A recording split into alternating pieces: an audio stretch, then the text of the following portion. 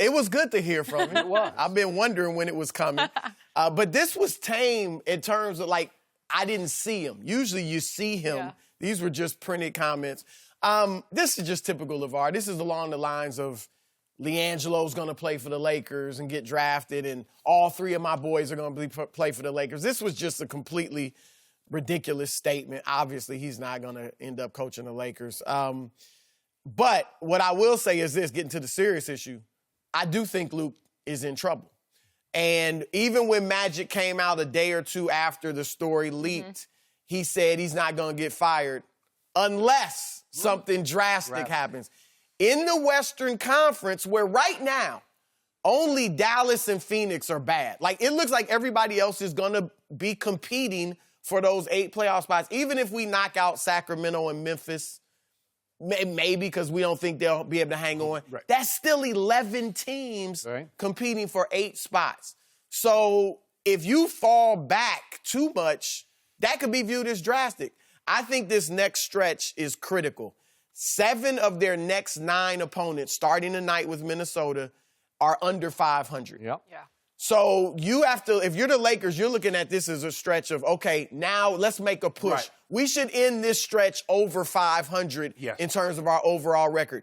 If they go like 3-6 or worse in this stretch, I wouldn't be surprised if Luke is gone. Ooh. And that sounds harsh. Like sooner than later. Yeah, because I think a few things. One, that sounds harsh. But if I'm Magic Johnson and I'm looking at the West and I'm looking at my team and I'm saying I have the best player in the world, I've got some talent around him, why can't I be as good as anybody in the West other than outside of Golden State? Like, he should legitimately feel like I can be as good as anybody in the West outside of Golden State. Right. I just need a coach to bring it together. And if I don't see the structure on offense, if my defense is atrocious, then I think Luke could be the fall guy. So I think this next stretch is critical. And the next coach would be? Look, somebody now, they haven't contacted anybody as far as I know. And I've talked to a few guys and I haven't heard that they've contacted anybody. But names that people have mentioned to me, Jason Kidd, Mark Jackson, obviously Ty Lue is out there. And I think the Lakers, like, some coaches don't want to join a team until they have their own training camp. But with the Lakers, what I'm being told is, look, it's the Lakers. It's LeBron James. You take that job when you can get it.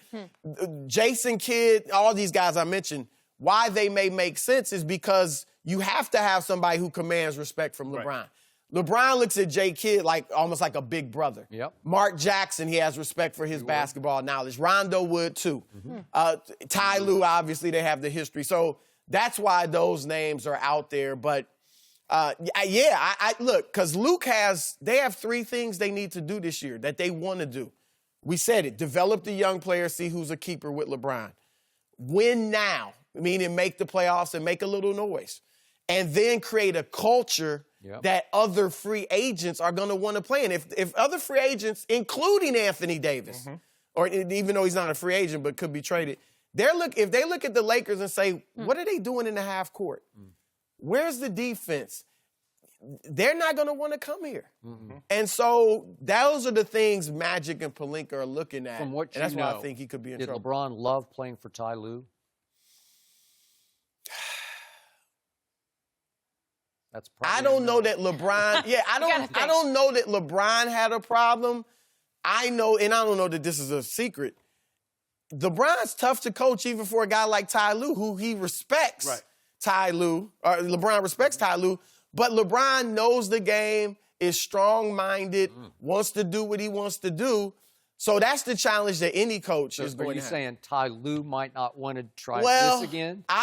Look, I know Ty Lue was looking forward to showing what he could do without LeBron.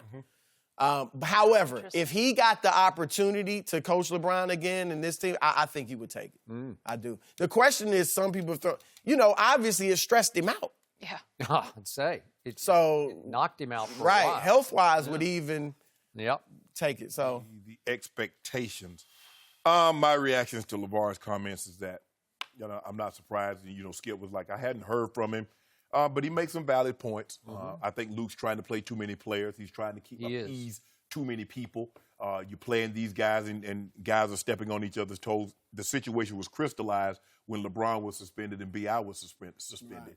But now they come back, and now you got to reingratiate them. And guys that were getting major minutes, they go back to the bench. And when they come in, they're kind of off rhythm. So he makes some valid points, but, you just basically take everything with a great grain of salt.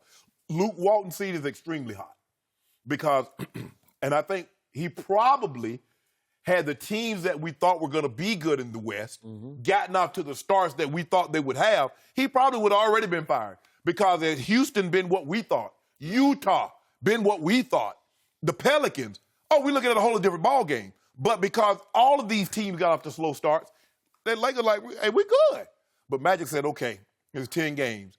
But what you can't do, Skip, you can't fall behind too far because the only team that could go on a 12, 15, 20-game win streak is Golden State. Yep. You go down, you all of a sudden, you 4-14, you 4-15. You're not coming back from that. You're not coming back to get to 500. So you're always going to be constantly fighting an uphill battle. When you get LeBron James, Skip, that's the pressure. And if you coach the all-time great player, as Pat Riley was pressure on him, as Bill Fitch and Casey Jones when they coached Larry Bird, the pressure, when you have a transcendent player, get to the playoffs, what? You better win a championship because if you don't, it's your fault. They're never going to blame the player. They're blaming you. So Luke knows what he's up against. That's what you signed up for. All right. So I miss LaVar. So I love this. This has made me very happy. Got me You want more, though, right? Yeah, I want to see him. Now, maybe, once again, LaVar disqualified all of his comments by saying, I can coach this team with my eyes closed. Yeah. I don't think so. But the point is, the points were correct.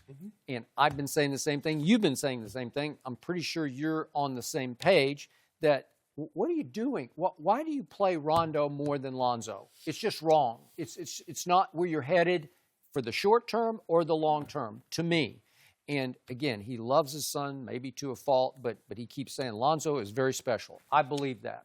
And I believe that LeBron thinks Lonzo is very special, and the way they have vibed off each other is pretty special to me. I like the look of it. I like the flow of it. You made the point when Rondo was out, it clarified. You could just see them because Luke was forced to play them together a lot more. And it looked like LeBron was very comfortable with that. And again, Lonzo's not going to be gunning it. He's going to give it up pretty quickly, and he's going to make sure LeBron gets the ball where he needs it and wants it on time. So what are you doing? And again, his conclusion is, if you have the second overall pick and you pair him up with the greatest player in basketball, then how do you not win a championship with that? Well, ultimately, that's why Luke's seat is red hot, right? So again, just in pure minutes played, they're pretty close. Rondo's averaged 27.1 a game, and Lonzo's at 26.6. But in the fourth quarter, it's a discrepancy because Rondo's up to 7.3 versus 5.9. So Rondo's getting the key fourth quarter minutes. Especially closing. Yeah, he's getting the closer minutes for sure. I don't love it. I don't. Now Rondo's playing well though too. That's where these two agendas clash to me because you want to win now. At times, Rondo looks like the guy to go with now to win that game, right? Especially Portland Saturday night. Yeah, I mean they're totally different players, but he plays well. I mean when he's in there and he commands. Their overall numbers are about the same, but go ahead.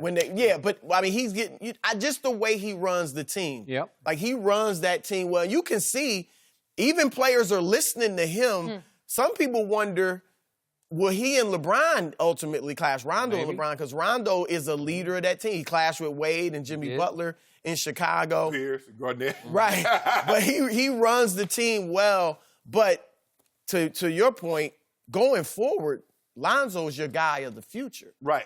And he's had his not your guy of the future. Well, that's the question. I don't think they're as sold on him now as they were. Like now, it's like now. It's like if we get this free agent we want, where's Lonzo on the pecking order? Even where is he now? He's below Ingram and maybe Kuzma and, like now it's a whole different ball game. It's not about developing this number 2 pick anymore. And the thing is that when you look at him, it's like he's losing confidence because he says, no matter how well I play, Y'all coming to get me. I can be lighting it up. I can be 4 for 4. And guess what? Rondo's checking in at the 6-minute mark. I don't know if he's losing confidence. He just loses passion. You know, Right, well, yeah. So what can I do? Right. What can I do to get these meaningful minutes like I did when Rondo was away? And I give you credit, Chris. He is played. Rondo has played well. Right. I mean, he had a double-digit point game, double-digit rebound game, assists. You know, he's high up in there in assists in a couple of games. But what is Lonzo? I mean, Lonzo's made some big shots. He plays well. He has. And again, what was the onus on him? You got to improve your three-point shots. Yeah, and he's making 41%, and he's taken 46. So that's 19 of 46. That works. I think they want to see because when Rondo was out, that's when Lonzo kind of emerged and started playing well. Yeah. But I think the Lakers feel like we don't want Rondo's presence to bother you. Like, you can't be worried about this veteran's behind me. And like you said, if they take me out, now I've lost my passion. Yep. I think they want to see, look, are you a dog or not? Are you up to the challenge of this guy being behind you, beat him out? You asking me if I'm a dog, but you won't let me off the porch. Let me hunt. Let me show you I'm a dog. He has to play with that passion, though, whenever he's out there. But here's the thing. He's not the guy. He's not Russ. He's not that guy that has that fire. No. He is what he is. And see, we fall into that notion where he needs to have that fire like Magic, or he used to have like this assassin. That's not who he is. You got to let him be who he is. I mean, there's some dogs that hunt, some dogs that just lay on the couch, but they good. So if he gonna get the job done, if he gonna just lay on the couch. No, but I'm saying if he gonna guard the house, or is he gonna go hunt? So you guys want to see him play 38 minutes. Absolutely. See what he looks like. I do. No, I don't know about 38, but I let him get him in the 30s. Let him get 32, 33.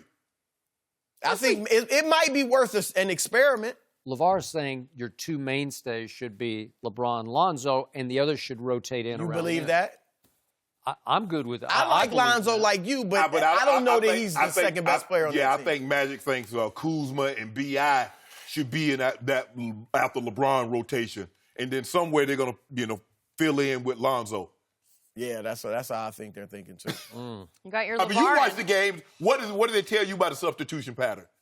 I don't know what the substitution Well, it's a mess. And in fairness, because, look, we talked about creating this culture for other free agents.